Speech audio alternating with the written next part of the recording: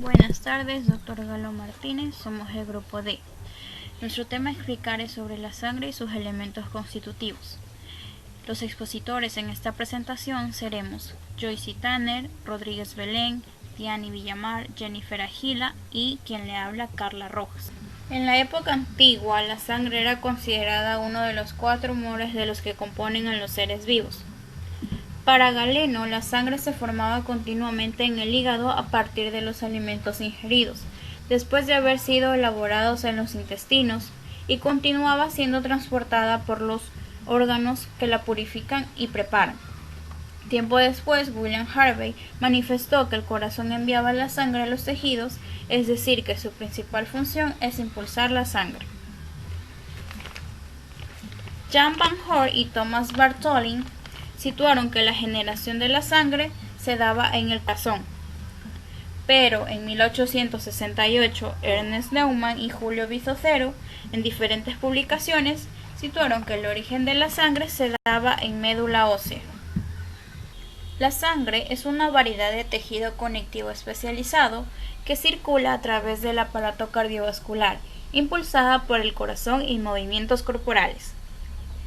Es un líquido alcalino de menor grado de pH 7.4 y viscoso, de color rojo brillante a oscuro, con relación a la hemoglobina de los eritrocitos. El volumen normal en un adulto es de 5 a 6 litros y en un recién nacido es de 80 mililitros por kilogramos de peso. Cuando se centrifuga la sangre, los eritrocitos forman el 42 a 47%, los leucocitos y plaquetas el 1% y el plasma el 55%. La sangre está constituida por elementos celulares, que son eritrocitos, leucocitos y plaquetas, y por una matriz extracelular denominada plasma. La sangre tiene 3 funciones principales, como vía de comunicación, ya que transporta nutrientes y oxígeno a las demás células del organismo, y productos de desecho hasta el riñón y los pulmones. En la homeostasis ayuda en la regulación del estado general del cuerpo, y como defensa, ya que ayuda en la protección frente a heridas gracias a sus factores de coagulación y frente a patógenos por las células del sistema inmunitario que utilizan la red de vasos sanguíneos para llegar a cualquier parte del organismo. Todas las células de la sangre derivan de médula ósea a partir de una misma célula denominada célula madre.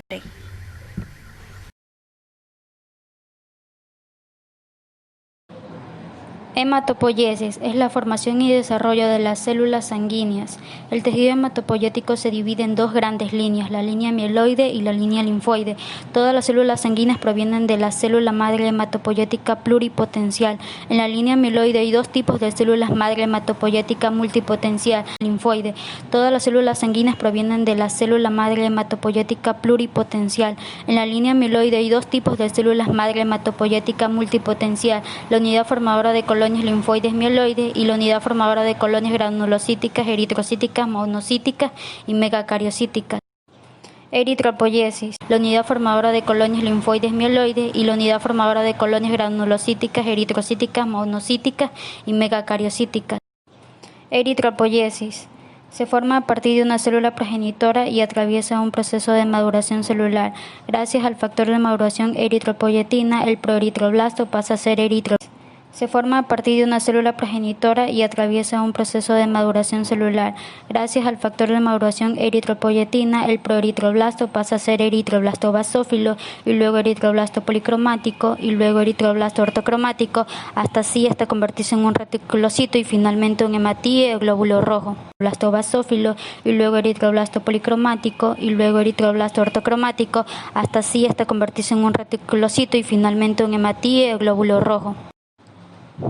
Monocitopoiesis. Los monocitos comparten células bipotenciales con los neutrófilos, gracias al factor estimulante de colonias monocíticas, el monoblasto. Monocitopoiesis. Los monocitos comparten células bipotenciales con los neutrófilos, gracias al factor estimulante de colonias monocíticas, el monoblasto pasa a ser promonocito y luego monocito y finalmente un macrófago. Granulopoiesis es el proceso que permite la generación de los gránulos. Esto pasa a ser promonocito y luego monocito y finalmente un macrófago. Granulopoiesis es el proceso que permite la generación de los granulocitos polimorfonucleares de la sangre, neutrófilos, basófilos y eosinófilos. En estos tres el factor de maduración es el factor estimulante de colonias granulocíticas y tanto en las tres líneas granulopollitos polimorfonucleares de la sangre, neutrófilos, basófilos y eosinófilos. En estos tres el factor de maduración es el factor estimulante de colonias granulocíticas y tanto en las tres líneas granulopoyéticas el primer precursor hematopoyético diferencial morfológicamente será el mieloblasto. El resultado final del neutrófilo será un neutrófilo segmentado, del basófilo un mastéticas. El primer precursor hematopoyético diferencial morfológicamente será el mieloblasto. El resultado final del neutrófilo será un neutrófilo segmentado, del basófilo un mastocito y del eosinófilo un eosinófilo segmentado. Trombocitopoiesis es el proceso mediante el cual se generan las plaquetas que promueven la coagulación para mastocito y del eosinófilo un eosinófilo segmentado. Trombocitopoiesis es el proceso mediante el cual se generan las plaquetas que promueven la coagulación para impedir la pérdida de sangre en caso de una lesión vascular. El factor de maduración es la trombopoyetina y el primer precursor hematopoyético será el megacardioblasto y el resultado es impedir la pérdida de sangre en caso de una lesión vascular. El factor de maduración es la trombopoyetina y el primer precursor hematopoyético será el megacardioblasto y el resultado final será las plaquetas.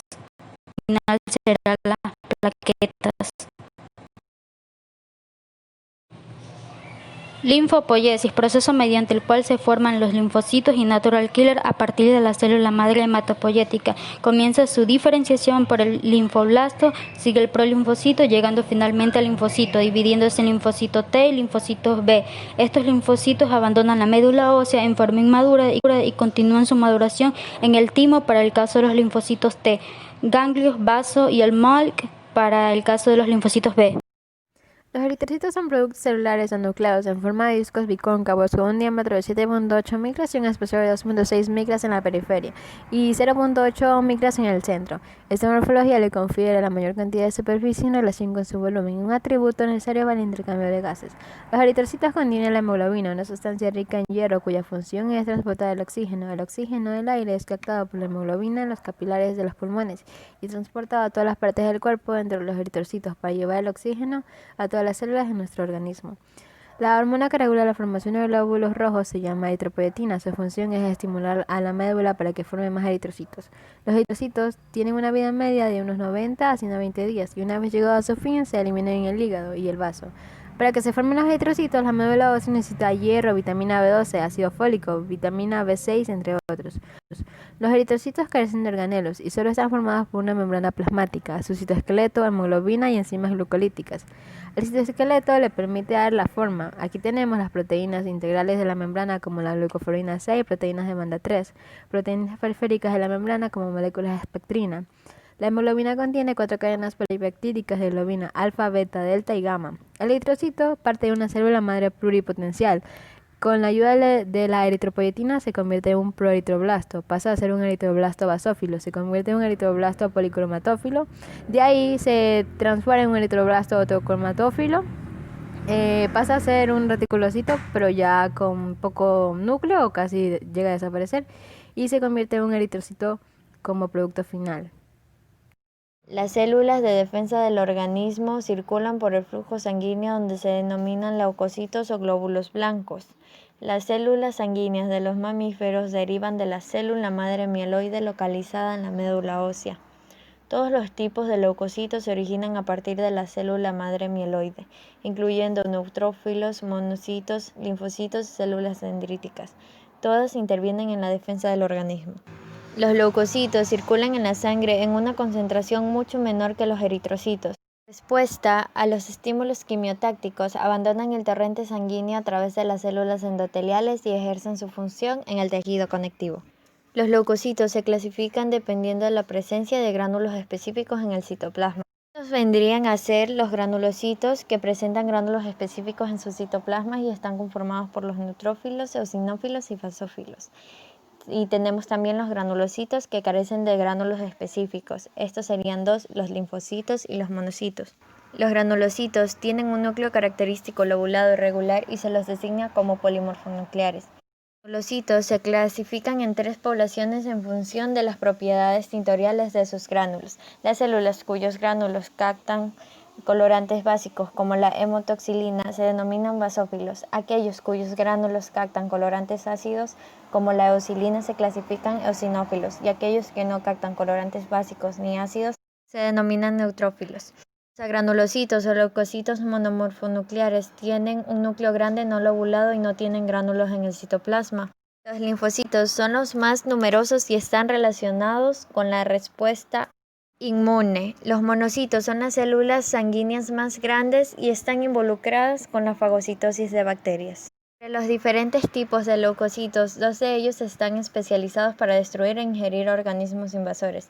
Estas células son los neutrófilos y los macrófagos. Se originan en la célula madre común, pero son muy diferentes y tienen funciones diferentes, aunque complementarias. De esta forma, los neutrófilos responden e ingieren a los organismos invasores rápidamente, pero son incapaces de prolongar una actividad fagocítica mantenida. Por lo contrario, los macrófagos se mueven más despacio, pero son fagocitos altamente efectivos y capaces de repetir el proceso fagocitario. En esta tabla podemos apreciar los valores de leucocitos en animales domésticos. Finalmente hablaremos del plasma. Este es el elemento líquido de la sangre. Más del 90% de su peso corresponde al agua, que sirve como disolvente para una variedad de solutos, tales como proteínas, gases disueltos, electrolitos, sustancias nutritivas, moléculas reguladoras y material de desecho del metabolismo. Todos estos solutos contribuyen a que el organismo se mantenga en un estado de equilibrio ácido-básico y de osmolaridad, a lo que denominamos homeostasis. Bien, ahora hablaré un poco acerca de las principales proteínas del plasma. Tenemos a la albúmina, que corresponde aproximadamente al 50% de las proteínas plasmáticas totales. Esta se sintetiza en el hígado y su función está enfocada en mantener la proporción correcta del volumen sanguíneo con respecto al volumen del líquido tisular, lo que viene a ser parte de la fuerza de Starling. En el caso de que haya una disminución de la albúmina, ya sea por fuga hacia el tejido conectivo laxo o por daño renal, va a ocasionar que la presión coloidosmótica disminuya y por lo tanto los líquidos se acumulen en los tejidos, surgiendo así un edema. Además tenemos a las globulinas, que se clasifican en inmunoglobulinas y globulinas no inmunitarias. En el caso de las inmunoglobulinas, sabemos que estas son las efectoras de la reacción inmunitaria humoral. En cambio, las globulinas no inmunitarias son sintetizadas en el hígado y ayudan a mantener la presión osmótica, además de servir como proteínas de transporte de cobre, hierro y hemoglobina. Finalmente tenemos al fibrinógeno, que igual se sintetiza en el hígado e interviene en múltiples reacciones en la coagulación sanguínea. Debemos tener en cuenta que el plasma conserva el fibrinógeno que, como lo mencioné anteriormente, ayuda a la coagulación. En cambio, el suero es la parte de la sangre que queda después de quitar este fibrinógeno. Muchas gracias.